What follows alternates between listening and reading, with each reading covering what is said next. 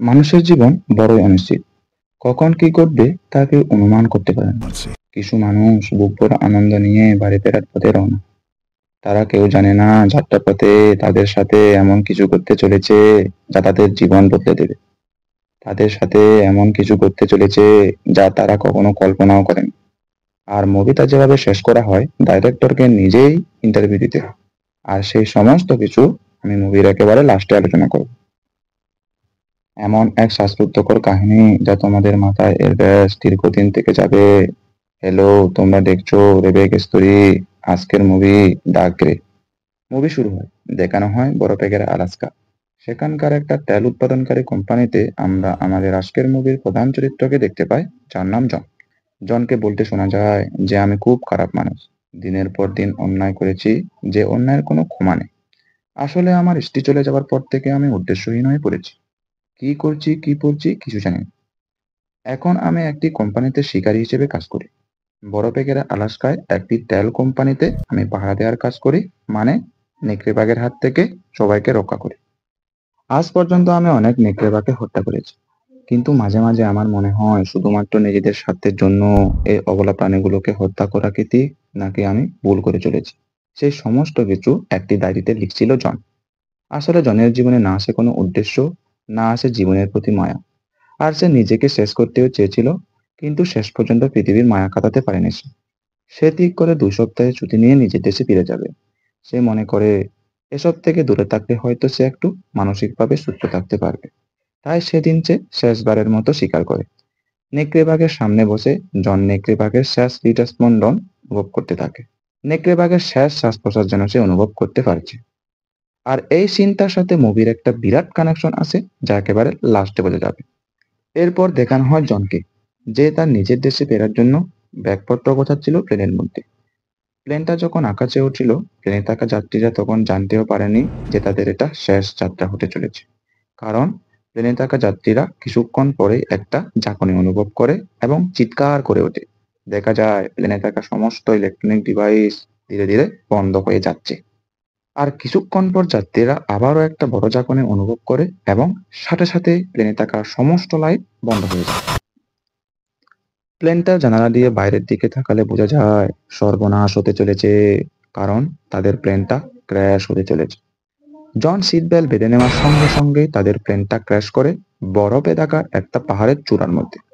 কোনোভাবে বেঁচে যায় জন। চোখ মেলে তাকালে সে দেখে চারদিকে শুধু বরফ আর বরফ। আর সেই বরফের মাঝে ছড়িয়ে ছিটিয়ে আছে ক্র্যাশ হয়ে যাওয়া প্লেনের টুকরো এবং মানুষের নিথর মরদেহ। দেখা যায় যতজন যাত্রী ছিল তার মধ্যে শুধুমাত্র 7 জন বেঁচে রয়েছে। জন বলে যে তাদেরকে বেঁচে থাকতে হলে তাদেরকে আগে আগুন জ্বালাতে হবে, নয়তো ঠান্ডায় আমাদের সবার মৃত্যু হতে পারে। এরপর তারা সবাই হন্তদন্ত হয়ে চারদিকে শুকনো কাঠ খুঁজতে থাকে আগুন জ্বালানোর জন্য। কিন্তু বরফের মাঝে তারা শুকনো কাঠ তো দূরের কথা, তারা কোনো গাছই দেখতে পায় না। আর তাই তারা সেই প্লেনটার থেকে শুকনো কাগজ এবং শীটের অংশ জোগাড় করতে থাকে, যেটা দিয়ে আগুন জ্বালানো যায়। কি আর করবে, বাঁচতে তো হবে। দেখতে দেখতে দিন গড়িয়ে রাত নেমে আসে। জন বলে দিনের আলো ফুটলেই তাদেরকে এখান থেকে চলে যেতে হবে, নয়তো ঠান্ডায় আমরা বেশিক্ষণ বেঁচে থাকতে পারবো না। আজকে না আগুনের ব্যবস্থা করেছি, কাল কি করবে? তাদের মধ্যে জনকে একজন বলে, কোম্পানি থেকে যদি আমাদের খোঁজ করা হয়, তারা তো আমাদের খুঁজেই পাবে না। আর আমরা যাবো তা কোথায়? আমরা তো রাস্তাও তো চিনি না, আর এদিকে শুধু বরফ আর বরফ। জন বলে, চিন্তা করো না, কোম্পানি আমাদের খোঁজ করতে আসবে না, কারণ আমরা শুধুমাত্র ওদের কর্মচারী। আমরা মরলাম কি বাঁচলাম তাতে তাদের কোনো যায় আসে না। তাই বেঁচে থাকতে হলে আমাদের সবাইকে লড়াই করে বেঁচে থাকতে হবে। কুরকুতে অন্ধকারের মধ্যে তারা কোনোভাবে রাতটা কাটানোর বন্দোবস্ত করে নেয়। আর এরই মধ্যে জন বাইরে একটা শব্দ পেয়ে সেদিকে গেলে এক নতুন বিপদ তার সামনে চলে আসে। ঘন অন্ধকারের মধ্যে কিছু চোখ জল করছে। এগোতে এগোতে জন দেখে সেই চোখগুলো তার দিকে চেয়ে আছে। জন পরিষ্কার বুঝতে পারে যে ওটা একটা নেকড়ে বাঘ, যেটা তাদের সহযাত্রীদের মৃতদেহগুলো চিরে চিরে খাচ্ছে। জন কিছু বুঝে ওঠার আগেই নেকড়ে বাঘটা তার উপর আক্রমণ করে। জন তার সমস্ত শক্তি দিয়ে চেষ্টা করে নেকড়ে বাঘের হাত থেকে রক্ষার জন্য। জন চিৎকার করে ওঠে, কিন্তু নেকড়ে বাঘের শক্তির চেয়ে জন কিছুই না। জনের চিৎকার শুনে তার সঙ্গীরা ছুটে আসে। এবং জনকে নেকড়ে বাঘের হাত থেকে উদ্ধার করে। নেকড়ে বাঘের কামড়ে জনের পা ক্ষত বিক্ষত হয়ে যায়। কিন্তু জন সবাইকে অবাক করে দিয়ে বলে, আপনারা বুঝতে পারছেন আমরা কোথায় আছি? আমরা ভয়ঙ্কর নেকড়েদের ডেরার মাঝখানে বসে আছি।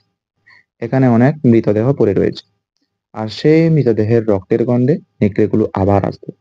তাই প্রাণে বাঁচতে হলে আমাদের সবাইকে তাড়াতাড়ি মৃতদেহগুলোকে চাপা দিতে হবে, কারণ নেকড়েরা তাদের বাসার 30 মাইলের মধ্যে আসা যে কোনো প্রাণীকে শেষ করে দেয়।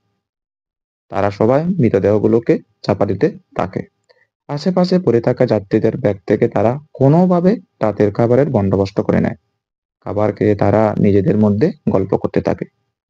আর ঠিক সেই মুহূর্তে বাইরে একটি শব্দ হলে জন মশাল হাতে নিয়ে দেখতে গেলে দেখতে পায় ঘন অন্ধকারের মধ্যে একটি দুইটি নয় একদল নেকড়ের চোখ। মশালের আলোতে চোখগুলো জ্বলজ্বল করছে। জন খুব ভালো করে বুঝতে পারে যে তারা মৃত্যুর একেবারে সামনে দাঁড়িয়ে আছে। নেকড়ে এমন একটা পশু যাদের কিনা মানুষের মতো পরিবার আছে। তাদের গোষ্ঠীর মধ্যেও একটি প্রধান সদস্য থাকে বা দলপতি। সেই দলপতি নেকড়ে যখন কারোর উপরে ঝাঁপিয়ে পড়ে, তখন সেই গোষ্ঠীর মধ্যে থাকা সমস্ত নেকড়ে তার উপর ঝাঁপিয়ে পড়ে। এবং সেই দলপতি যদি চলে যায়, তাহলে বাকি নেকড়েরাও তার পেছন পেছন চলে যায়। জন ঠান্ডা গলায় সবাইকে বলে যে তোমরা কেউ পালিও না। সবাই তীক্ষ্ণ দৃষ্টিতে নেকড়েগুলোর দিকে তাকিয়ে থাকো। যদি কেউ পালাও তাহলে কিন্তু আমরা সবাই মরব।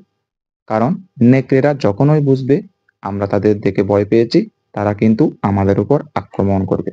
জনের কথা মতো সবাই নেকড়েগুলোর দিকে তীক্ষ্ণ দৃষ্টিতে তাকিয়ে থাকে এবং একসময় সেই চোখগুলো অন্ধকারে মিলিয়ে যায়। তারা সবাই ঠিক করে নেকড়েদের হাত থেকে বাঁচার জন্য তারা পালা করে পাহারা দেবে। কারণ নেকড়েরা পালিয়ে গেলেও তারা দূর থেকে তাদের শিকারের উপর নজর রাখে। আর জনরা যেহেতু নেকড়েদের ডেরায় আছে, তাই তারা নেকড়েদের শিকার। জনের সাথে বার্কলি নামক এক ব্যক্তির পাহারায় বসে। কিছু সময় পর জনের চোখ লেগে আসে। সে স্বপ্নে তার স্ত্রীকে দেখে। তার স্ত্রী তাকে এই কঠিন সময়ে সাহস দিয়ে বলে, তুমি ভয় পেও না, আমি তোমার পাশে আছি সবসময়।